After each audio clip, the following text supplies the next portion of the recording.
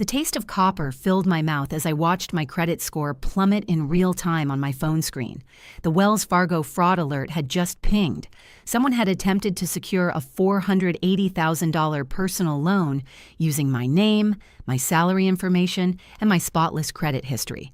The application timestamp read 2 a.m., submitted while I was asleep in my downtown Raleigh condo, completely unaware my own family was trying to steal $500,000. My hands trembled as I scrolled through the loan details. Primary borrower, Andrew Heartless. Secondary borrower, Victoria Nash. Heartless. Co-signer, Sophia Heartless.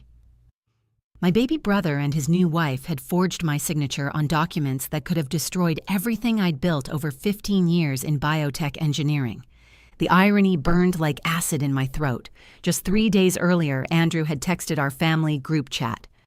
"Don't bother coming to the Memorial Day BBQ. Victoria says you make everyone uncomfortable with all your work talk." Mom and Dad had responded with laughing emojis like it was the funniest joke they'd ever heard. I'd simply typed back, "Understood," and kept signing contracts for medical devices worth more than their entire neighborhood. My name is Sophia, I'm 36, and I'm the Executive VP of Engineering at BioSync Technologies. This is the story of how I made my family finally understand the difference between success and stupidity. See, my family still thinks I'm just their weird sister who works in some lab somewhere, probably making $40,000 a year and living paycheck to paycheck. They have no idea that my signature approves multi-million-dollar FDA submissions, that my corner office overlooks the research triangle, or that the medical diagnostic devices I engineer are currently saving lives in 43 countries. Andrew still introduces me at family gatherings as my sister who does science stuff. What they definitely don't know is that I've been quietly supporting them for years. The house Andrew and Victoria live in, I bought it in 2019 when he couldn't qualify for a mortgage. The monthly payment comes straight out of my account, along with the insurance, property taxes, and utilities. When Victoria's previous business ventures failed spectacularly, I covered the credit card minimums so Andrew's credit wouldn't tank. When they needed a new transmission for their truck, I wired them $3,500 with no questions asked. But apparently, financial generosity isn't enough when you have a sociopathic sister-in-law who views family members as walking ATMs. I dialed my relationship manager at Wells Fargo, fingers steady now despite the rage coursing through my system. "Mark, it's Sophia. I need you to kill that $480,000 personal loan application immediately. Fraud flag, hard denial, and freeze any future applications using my information." "Already done," he said. "I saw your name as co-signer and figured something was off. The application was sloppy. They used old pay stubs and an address from 3 years ago. Want me to report it?" "Not yet. Let me handle the family reunion first." I hung up and immediately forwarded the fraud alert to Andrew's phone. No caption, no explanation, just the cold, hard evidence of what his precious wife had convinced him to do in the middle of the night. My phone started ringing within 30 seconds. I let it go to voicemail. Then it rang again and again. By the time I poured my second cup of coffee, Andrew had called 14 times and left 6 increasingly frantic voicemails. Victoria had texted from her phone, "Call us back right now, this is family business." I opened my laptop instead and pulled up the property records for their house. Deed holder, Sophia Marie Heartless. Mortgage holder, Sophia Marie Heartless. Insurance policy holder, Sophia Marie Heartless. Andrew's name appeared nowhere on any legal document, despite him believing he owned the place. That's when I opened the folder I'd been hoping I'd never need to use. 2 months earlier, Dad had cornered me at Easter dinner. While Victoria was outside posing for Instagram photos in front of Mom's garden, he'd slipped me a thick envelope and whispered, "I hired someone to look into her background. I'm sorry, sweetheart. I should have done this before the wedding." The private investigator's report was 47 pages of devastating detail. Victoria Nash's first marriage had ended in bankruptcy after she'd convinced her previous husband to max out 8 credit cards for a beauty business that never launched. Total debt, $340,000. Her ex-husband lost his house, his truck, and his future to pay for Victoria's entrepreneurial dreams. She'd walked away with a settlement that covered her legal fees and left him holding every dollar of debt. Since marrying Andrew, Victoria had been busy. 12 new credit cards opened in his name, 5 personal loans totaling $127,000, all with fake income information. The money never went toward home improvements or business equipment as claimed on the applications. Every dollar had been transferred to Victoria's personal accounts and spent on designer clothes, luxury vacations, and a BMW she'd convinced Andrew they deserved. The most damning evidence was a series of text screenshots between Victoria and various loan officers. She'd used Andrew's phone while he was at work, pretending to be him. "Just tell them I make $85,000 at the dealership. They won't verify." Another exchange showed her coaching him on what to say during income verification calls. "Remember, you're the senior mechanic. You get commission on parts sales. Stick to the script." Andrew had no idea his credit was already destroyed. His score had dropped from 720 to 440 in 18 months. Every major purchase they'd celebrated, the furniture, the kitchen renovation, even Victoria's engagement ring, had been financed through fraudulent applications using inflated income claims. But the most chilling discovery was Victoria's long-term strategy. The investigator had found evidence of her researching my employment, my salary from public SEC filings, and even my home address. She'd been planning to use me as a co-signer for months, probably since the day she married into our family. I spent Saturday morning making phone calls and preparing documents. By noon, I'd locked down every aspect of my financial identity, placed fraud alerts with all 3 credit bureaus, and notified every bank and lender I'd ever used that any application bearing my name required direct verbal confirmation. Then I called Victoria's ex-husband. Marcus Williams answered on the second ring, his voice cautious when I explained who I was. "She got to your family too, huh?" he said after I outlined the situation. "I've been waiting 3 years for this call."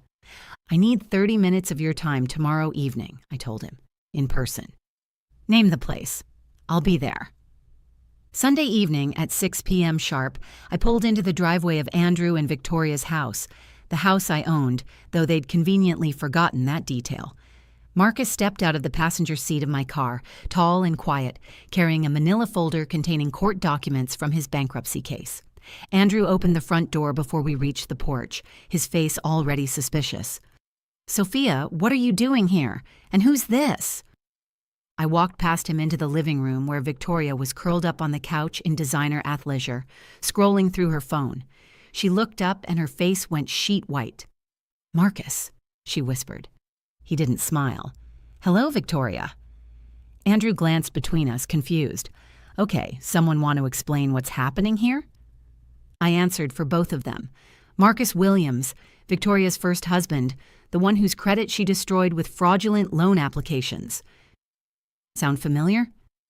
Marcus set the folder on the coffee table and opened it methodically. Court-stamped bankruptcy petition from 2020, 8 maxed credit cards with both their signatures, a foreclosure notice on their Atlanta home. Page after page of financial destruction. "She used the exact same playbook on me," Marcus said, his voice steady but carrying years of pain. "Started with small loans, worked up to the big ones. Always had a reason. Business opportunity, investment, emergency." By the time I figured it out, I'd lost everything. Victoria shot off the couch. "That was completely different. Marcus was financially irresponsible. I was trying to save us." "You forged my signature on 12 different applications," Marcus replied calmly. "Just like you forged Sophia's signature on that Wells Fargo loan at 2 a.m. Friday night." Andrew's mouth fell open. "Victoria, tell me you didn't." I pulled out my phone and showed him the fraud alert. $480,000, using my social security number, my employment information, and my credit history, filed while I was sleeping. The silence stretched for 30 full seconds. Andrew stared at the screen like he was trying to read a foreign language. Victoria recovered first, switching to the tearful victim routine. "It was just a backup plan, baby. I knew Sophia would want to help us once she understood how amazing our business opportunity is. We weren't actually going to use it without asking." "You already used it," I said.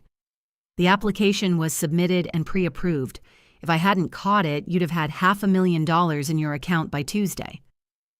Andrew finally looked at her with something resembling clarity. Victoria, is what Marcus is saying true? Did you really do that to him? Don't listen to them, she snapped. They're jealous of what we have. Sophia can't stand that you found someone who loves you for you, not your potential. And Marcus is bitter because I outgrew him. I reached into my bag and placed a single document on top of Marcus's bankruptcy papers.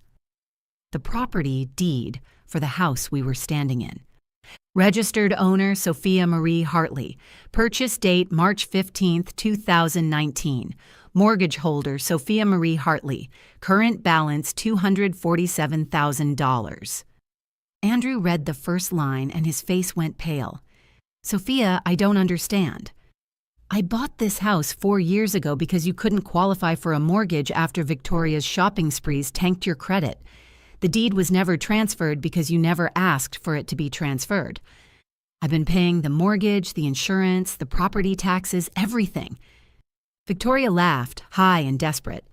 You're bluffing. You wouldn't throw your own brother out on the street. I already canceled the automatic mortgage payment yesterday, I said. And I've scheduled a meeting with my real estate attorney for Tuesday morning to begin formal eviction proceedings. You can't do this, Andrew said, his voice cracking. This is our home. No, I replied. This is my investment property. You've been living here rent-free for 4 years while your wife systematically destroyed your financial future and attempted to steal mine. Victoria stepped toward me, finger pointed like a weapon. You self-righteous bitch. You think your money makes you better than us? Marcus moved between us smoothly. Don't, he said quietly. I made that same mistake once. Security footage from her assault charge is part of her permanent record now. She backed down but kept screaming. This is why nobody in this family can stand you, Sophia. You're cold, calculating, and heartless. All you care about is your precious career and your bank account. You're right, I said. I do care about my career. I care about the medical devices I design that save lives. I care about the research grants I approve that fund cancer treatments. I care about building something meaningful instead of stealing from the people who love me. Andrew collapsed into a chair, head in his hands. How much do I owe? How bad is it? I pulled out the investigator's full report and set it in front of him. According to this, you're currently $347,000 in debt across 17 different accounts. Your credit score is 440. The minimum monthly payments alone are more than your entire take-home salary. He flipped through the pages, his face getting paler with each revelation. Victoria, look at me. Is this all true? She crossed her arms and lifted her chin defiantly. You're choosing them over your own wife. That tells me everything I need to know about your character. Answer the question, Andrew said, his voice deadly quiet. Fine. Yes, I opened some accounts. We needed money to get started, to build our future. I was going to pay it all back once the business took off. What business? He asked. You haven't worked a single day since we got married. Because I've been building our brand, networking, developing relationships. That takes time. Marcus laughed bitterly. She told me the exact same thing, word for word, even used the same timeline, always 6 months away from the big break that would pay everything back. I stood up and picked up my keys. Andrew, you have 30 days to remove all your personal belongings from my house.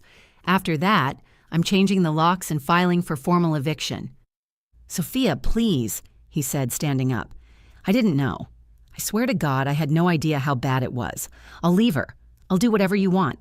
Just don't make me homeless. You should have thought about that before you helped her try to steal $500,000 from me. Victoria's composure finally cracked completely. You're going to regret this. I have connections. I have lawyers. I'll make your life a living hell. I turned back to her with genuine amusement. Victoria, you're about to be served with 3 separate civil suits for fraud and identity theft. Your wages are going to be garnished for the next 15 years. You don't have connections. You have debt collectors and a criminal record. As Marcus and I walked toward the door, I heard Andrew's voice, smaller than I'd ever heard it. Victoria, is any of this actually true? Her response was a glass shattering against the wall. The 30-day notice was hand-delivered by a process server the next morning. Victoria signed for it with both middle fingers raised toward the camera, which my attorney appreciated for evidentiary purposes. Over the following week, Andrew called me 247 times. I answered exactly 0 of those calls. The voicemail started apologetic and desperate, progressed to angry and accusatory, then circled back to begging. I deleted each one after the first sentence. The family group chat exploded with messages from Mom, Dad, various aunts and uncles, all demanding to know why I was destroying Andrew's marriage and making the family homeless. I muted the notifications and let them argue with themselves. Victoria took her campaign public, posting tearful Instagram stories about toxic family members who choose money over love. She tagged BioSync Technologies in several posts, complete with photos of our headquarters and captions about being betrayed by blood. Our legal department sent her a cease and desist letter within hours, which only escalated her online meltdown. 2 weeks after the eviction notice, Victoria attempted one final scheme. She showed up at my office building on a Thursday afternoon, dressed in a conservative business suit, claiming to be my sister-in-law who needed to discuss urgent family business. Security recognized her from the photos our legal team had circulated and escorted her out immediately. Her last text to me was sent from a burner phone number. "You think you've won, but this isn't over. I know where you live, where you work, and I know how to destroy everything you care about." I forwarded the message to both my attorney and the police. The restraining order was approved the same day. The foreclosure process took 3 months. I didn't contest it. The house had served its purpose as a lesson in the difference between generosity and enabling. Andrew and Victoria were out by day 28, leaving behind thousands of dollars in damaged fixtures and a refrigerator full of rotting food. Marcus called me the day after the eviction to let me know Victoria had reached out to him, asking if he wanted to team up for revenge against the people who destroyed our lives. He'd forwarded her messages to the FBI's Financial Crimes Division instead. 6 months later, Victoria was arrested at the Atlanta airport trying to board a flight to Miami with a fake passport. The federal charges included wire fraud, identity theft, and conspiracy to commit bank fraud across state lines. Her bond was set at $500,000, which she obviously couldn't post. Andrew moved back in with our parents, sleeping on their couch and working odd jobs to pay down the debt Victoria had accumulated in his name. Mom mentioned during one of our rare conversations that he'd started attending Gamblers Anonymous meetings, finally understanding that his addiction wasn't to cards or slots. It was to Victoria's promises of easy money and a glamorous lifestyle. I never heard from him directly again. Dad sent me a handwritten letter 6 months after the trial ended, apologizing for not speaking up sooner about Victoria's obvious red flags. He mentioned that Andrew asks about me sometimes, wondering if there's any chance for reconciliation. I had my attorney send back a simple response. No. People ask me if I feel guilty about destroying my brother's marriage, if I miss having him in my life. The truth is simpler than they expect. Some people are takers who will drain every resource and relationship until there's nothing left. Others are enablers who make excuses for destructive behavior until everyone gets hurt. I wasn't the one who destroyed Andrew's marriage. I was just the one who stopped funding it. Victoria was ultimately convicted on all federal charges and sentenced to 8 years in federal prison. The court also ordered her to pay full restitution to all victims, including Marcus and myself, though we both knew collecting that money was unlikely. Andrew's divorce was finalized 3 months after her sentencing, when he finally found the courage to file the paperwork while she was behind bars. The divorce settlement left Andrew responsible for roughly 60% of the fraudulent debt, about $200,000, since the court determined he had knowingly participated in several loan applications, despite later claiming ignorance. At 36, I've learned that family isn't about shared DNA or childhood memories. It's about mutual respect, genuine support, and understanding that love doesn't mean tolerating abuse. The people who matter most in my life now are the ones who celebrate my success instead of trying to steal from it. Victoria got 8 years in federal prison. Marcus finally got justice and started rebuilding his credit. Andrew learned the difference between love and manipulation, though it cost him everything he thought he wanted. And me? I sleep perfectly well at night in my downtown condo, knowing I chose self-respect over family dysfunction. Sometimes protecting yourself means knowing exactly when to stop protecting people who would never protect you. If you've ever been the family member who gives and gives until someone tries to take everything, hit that like button and subscribe so you never miss the next story. Drop a comment if this resonated with you. Sometimes the bravest thing you can do is say, enough. Before you go, here's a quick bonus for sticking around. If you love learning and growing like I do, you need to try audiobooks. I've got an exclusive deal with Audible. Your first month is completely free. That's access to over 500,000 titles, zero cost to you. All the details are waiting in the description. Don't miss this one.